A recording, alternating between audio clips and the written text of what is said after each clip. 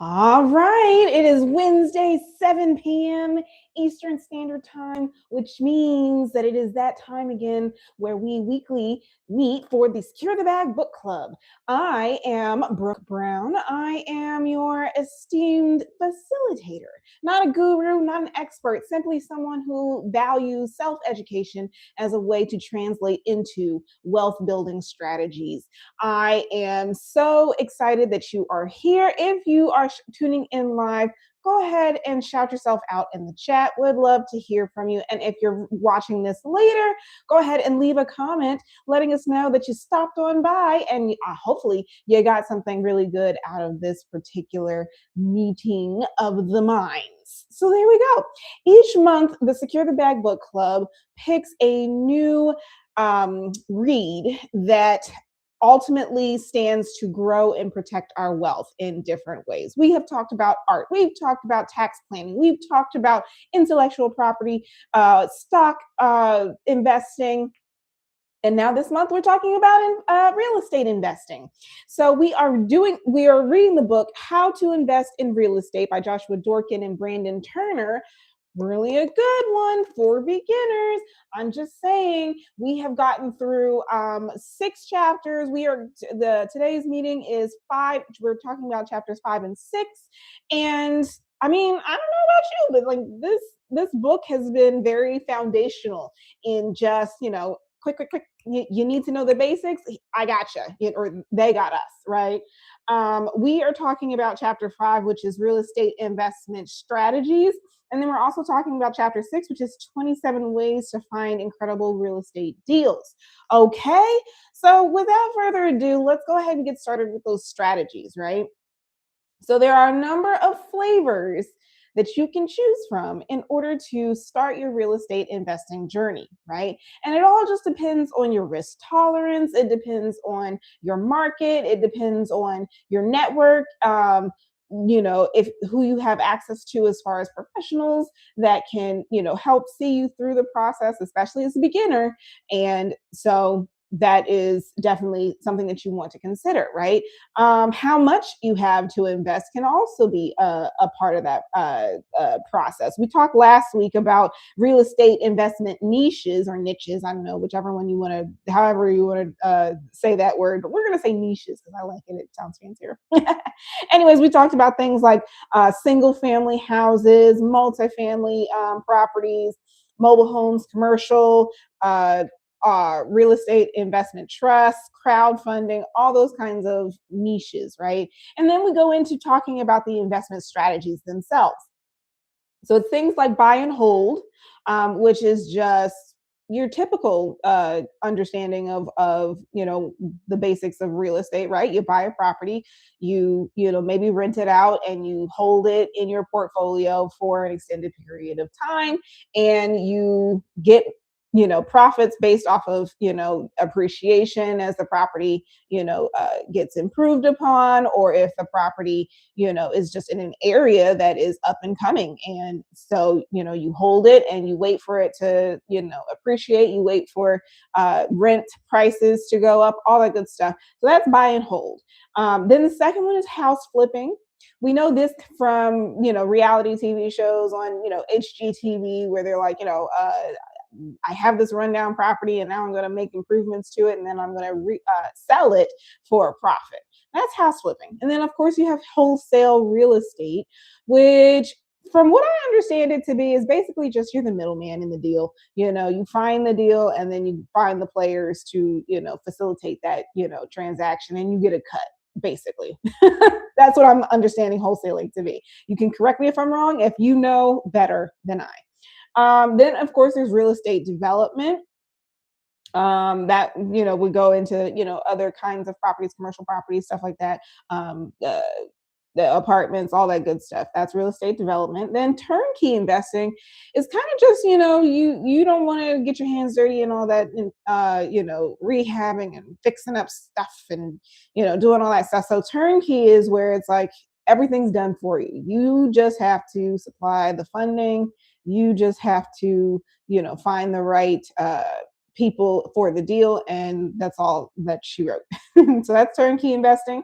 House hacking, that's where you live. If it's a multifamily property, you live in one unit and you rent out the remaining units, and potentially that cuts down on your housing cost. Maybe even living there free of charge because your tenants take care of all the cost, with the proceeds that you get from renting out those other units. Then short-term vacation rentals, that's your Airbnbs, your vacation homes, those kinds of things. Or Verbo, I think, is another one. Live in house flips, that's where you're finding a property that's not in the best condition, but you live in it, and then you rehab it while you're living in it, and then eventually after 2-3 years you move out and you sell the property for a profit, the new improved property. Then of course there is the BRRRR. It literally is an acronym. It stands for buy, buy, rehab, rent, refinance, repeat. And that is another strategy. It's a little complicated in the sense that you have to figure some numbers, making sure things add up. I mean, with all these strategies, you have to figure out, is the price right? And then student rentals. So renting out to college students, and if you're in a college town, if you're near a community college or a big university or whatever, hey, if you have a stomach for high turnover and maybe people not taking the best care of your property, they talked about in the book that there are some ways that you can prevent losing on or getting having issues with tenants, student tenants, and so that's another strategy as well. But if you can stomach it, hey, that is something that is appropriate for you. And then I wanted to go to page. So I did have a question. Based off of these different strategies, I feel like we've all been exposed to all of these different strategies at one point or another, right? Whether you've rented an Airbnb, or you were a student and you had off-campus housing, or you were, you lived in a duplex when you were growing up, or all those kind of different ways of being exposed to these different strategies. I feel like we need to acknowledge and celebrate the fact that we have had high touch points with real estate. All of us have, at some point benefited from, whether it be landlords or, property owners or whatever, they have, supplied us with housing, and we in turn have supplied them with the profits that they see from renting out, or, allowing us to buy their properties, all that good stuff. So just curious, in the comment section, go ahead and share, why you feel like you've been exposed to real estate investing already. There you go. So then on page 168, sorry, I don't want to bump my microphone there, but on page 168, okay, so on page 168, the question is asked, is it okay to invest? Sorry, I'm getting my microphone together. Is it okay to invest in multiple niches and strategies at the same time? And the answer is, don't be a donkey. Not that kind of donkey.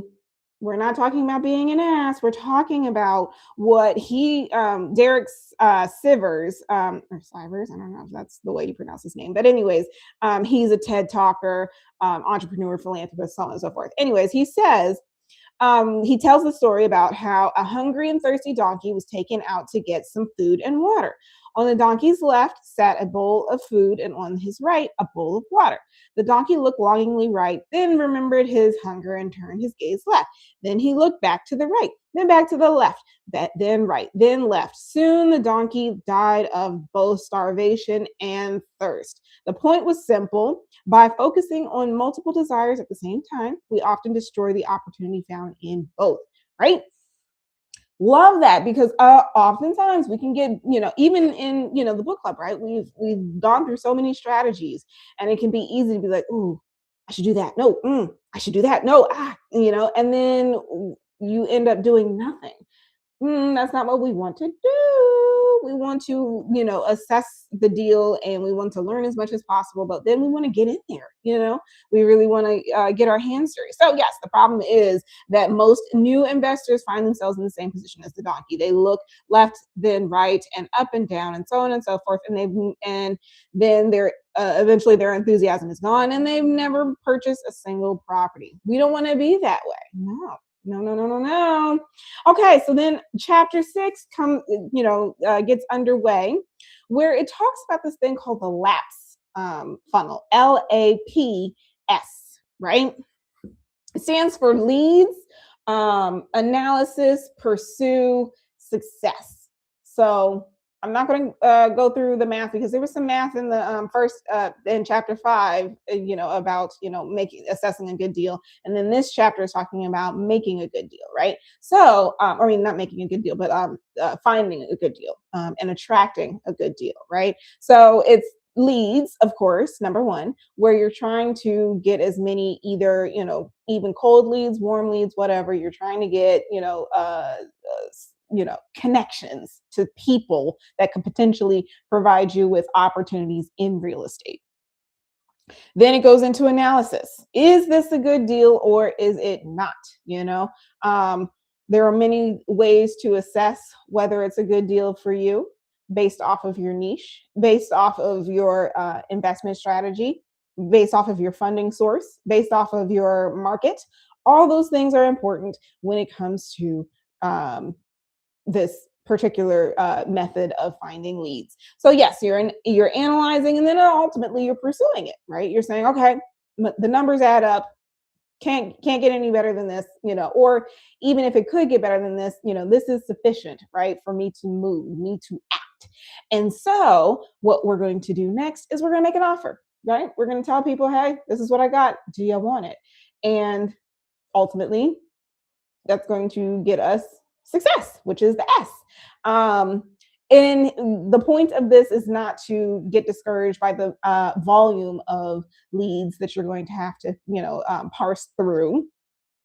It is the point is to have a breadth of opportunities to pursue, to consider, and then ultimately make your decision based off of the math and not just, a hunch or a gut feeling or, everybody's doing it. No. The book is very clear that, we, have some things to calculate on first and foremost, right? So then, of course, I have another question for you, and that is, what kind of deal finding makes you feel most confident or at least comfortable, right? Well, if you're an introvert, does that mean that you prefer to do driving for deals or direct mail as your strategy for finding deals? Are you, connected in, your community? And so therefore you're telling everybody at church and at your golf club that you're in the real estate business and you're looking to, get a deal on, X kind of property. What is it that you are, going for? There's another deal type, or not deal type, but way of finding a deal, and that is thinking about things like courthouse steps, that strategy, eviction records, Craigslist ads, even car signs. And I was like, oh my gosh, if I see one more car sign in my area, oh man, they love them some car signs over here where I am. I'm based in Durham, North Carolina. And so, yep, that's something, that's a strategy. Billboards is another strategy. So anyways, the chapter goes into 27, which I think is very generous of him. But yes, that's exactly how they are going about finding deals for themselves, and how people in the Bigger Pockets community, which is the community that they founded, and I think they founded. They founded. So yeah, those are some strategies that you can use, and like the story says, don't be a donkey. Don't be like maybe I should do a billboard. Oh, but I should, send letters to people. And oh, maybe I should control the eviction records. And then you never actually end up making an offer because you're too busy going back and forth, trying to figure out what method you should do to find these deals. So I encourage you to find the one that works for you if it is something that you're interested in doing. And I'd love to hear in the chat or in the comments how you are feeling about so far the book that we're reading and the strategies that we're talking about, particularly in chapter 5 and 6. Okay. All right. So thank you so much for joining this session of the Secure the Bag Book Club. Really appreciate you joining in on this, just movement, thought exercise, space for self-knowledge to flourish. Okay. So thank you so much for joining me. And I will see you later on the next stream next week, Wednesday, 7 p.m. Eastern Standard Time. And don't forget to tell the others. All right. I will talk to you later. Bye.